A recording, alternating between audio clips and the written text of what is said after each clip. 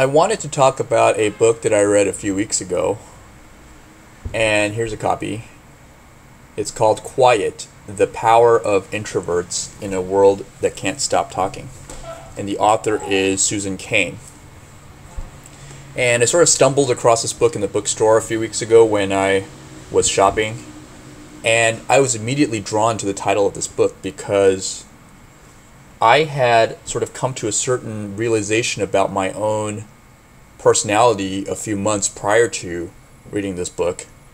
And that is that I have always been a sort of a very, I would say, introverted kind of person, in terms of I would always feel more comfortable in a smaller, intimate setting with, say, one friend or two friends, or maybe even by myself, doing things by myself, for example, going book shopping or, thinking about things. And I realized that around the time that I entered junior high school, I sort of started to pick up a lot of sort of external personality traits, I would call them, and that because in our society and in school and at work, sort of extroverted qualities are very valued in our society. For example, being an outgoing person, being very comfortable with talking to strangers, or being very comfortable presenting to a large group, working in teams. I had sort of had it instilled in me through school and through work and everything else that it was sort of better to be have these extroverted qualities than to be the kind of person who is more of a loner, we would call them.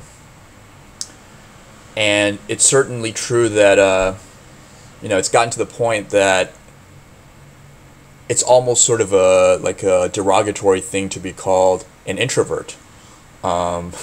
Because most people would much rather prefer to be seen as a sort of outgoing, people-friendly kind of guy.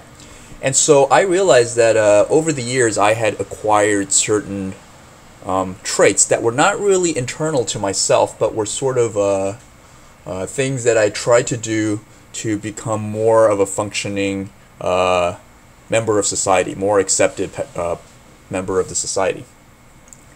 But around a few months ago, I realized that,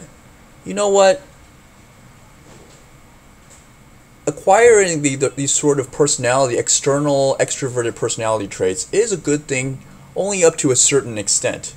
In that, I realized that sometimes I ended up not knowing what I would feel in a certain situation because I was trying to be more extroverted than I actually was. For example, say I wanted to, if I wanted to talk to a stranger, for example, in all honesty, I'm not the kind of person who naturally gravitates to a stranger to, find out about what they're doing and, wants to meet them. Even though I might entertain the sort of desire to maybe meet that person, but I would always be very hesitant to just go up and talk to people. And I had sort of acquired this sort of extroverted ability to be able to go up and talk to anybody that I wanted to over the past few years. Simply thinking that this is a very important skill to have, to be able to go up and just break the ice at will in order to maybe advance in my career or advance in my relationships or that kind of thing. But it ended up that every time that I would make the effort to go talk to somebody, inside I would feel very sort of nervous, and I would have a lot of anxiety. We would call it approach anxiety in certain cases. I would have a lot of anxiety about going up to talk to strangers, but I would sort of not pay attention to that anxiety, and I would just go ahead and do it if I thought that it was worthwhile. And after doing this for a few years, I came to realize that, I didn't even know really what I felt inside anymore.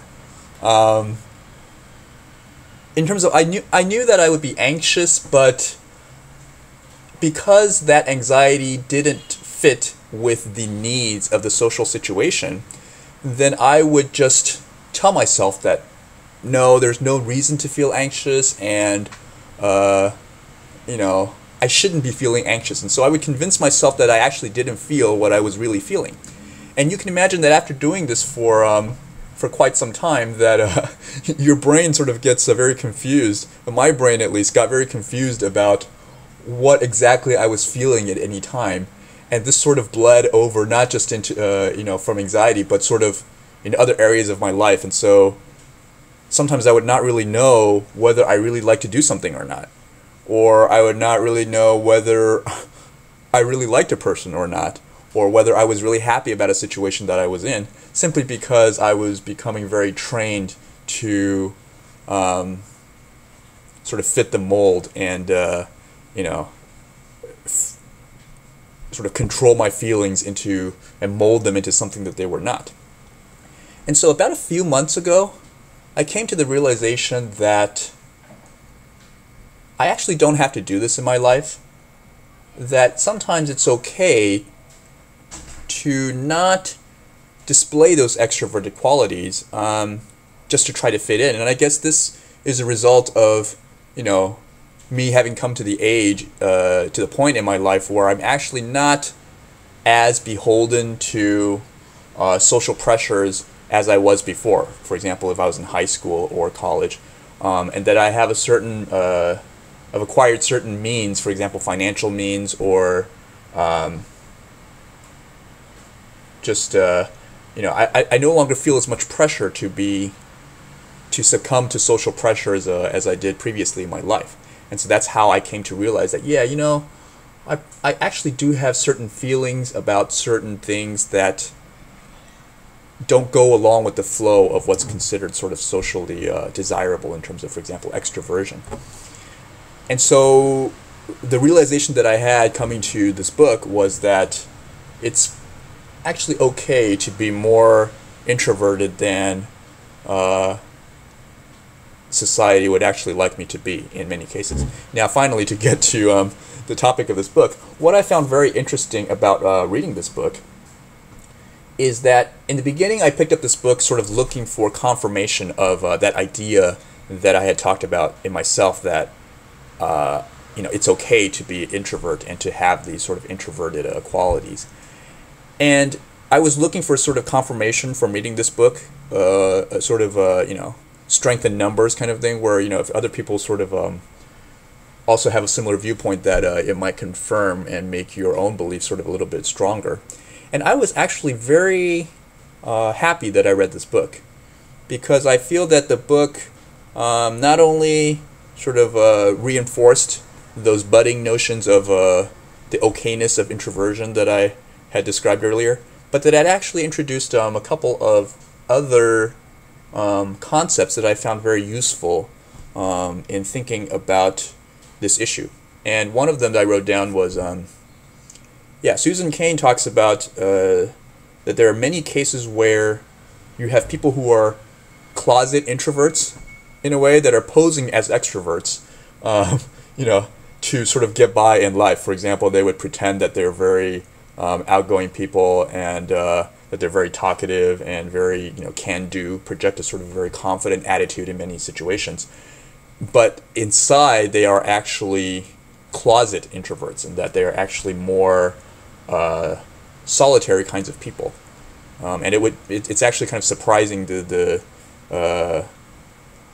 You would actually find it surprising to know that some of these people were actually closet introverts. For example, she talks about very apparently extroverted university professor, and also sort of successful people in certain fields that you would think are very extroverted people, but are actually not. And so this idea of the closet introvert sort of struck a very strong chord inside of me, because I had I would consider that I myself was also clearly a closet introvert.